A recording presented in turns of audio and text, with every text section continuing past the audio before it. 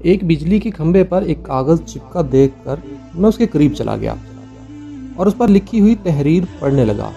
लिखा था, बराहे करम जरूर पढ़ें, इस रास्ते पर कल मेरा 50 रुपए का एक नोट खो गया है, मुझे ठीक से दिखाई नहीं देता, जिसे भी मिले बराए करम पहुंचा दे, मेहरबानी होगी।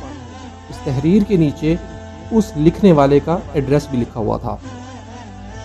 ये पढ़ने के बाद मुझे बहुत हैरत हुई कि 50 का नोट किसी के लिए इतना ज़रूरी है। तो उस पते पर जाने का इरादा किया और उस गली में उस मकान के दरवाजे पर आवाज़ दी। एक बूढ़ी औरत लाठी टेकती हुई बाहर आ गई।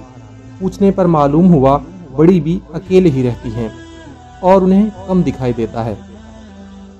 मैंने कहा, माँ जी, आपका 50 का नोट मुझे मिला है, मैं वो नोट देने आया हूँ। ये सुनकर वो बुढ़िया रोने लगी और कहने लगी, बेटा, अब तक तकरीबन 50 लोग मुझे 50 का नोट दे गए हैं। मैं अनपढ़ हूँ, ठीक से दिखाई भी नहीं देता। पता नहीं कौन मेरी इस हालत को देखकर मेरी मदद करने के लिए लिख कर चला गया।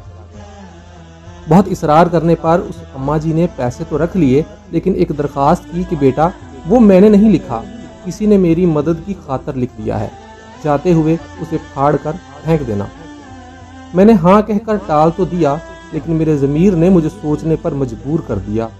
उन सभी लोगों से बुढ़िया ने वो कागज़ फाड़ने के लिए कहा होगा, मगर किसी ने नहीं फाड़ा।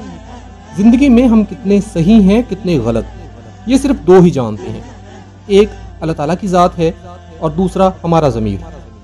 मेरा दिल उस शख्स के बारे में सोचने पर मजबूर हो गया कि वो शख्स कितना मुखलस होगा जिसने बुढ़िया की मदद का ये तरीका तलाश किया। ज़रूरतमंदों की इमदाद के कई तरीके हैं। मैंने उस शख्स को दिल से दुआएं दी कि किसी की मदद करने के कितने तरीके हैं। सिर्फ मदद करने की नीयत होनी चाहिए। रास्ता और रहनुमाई अल्लाह सुब्हानहू तआला की तरफ से हो जाती हैं।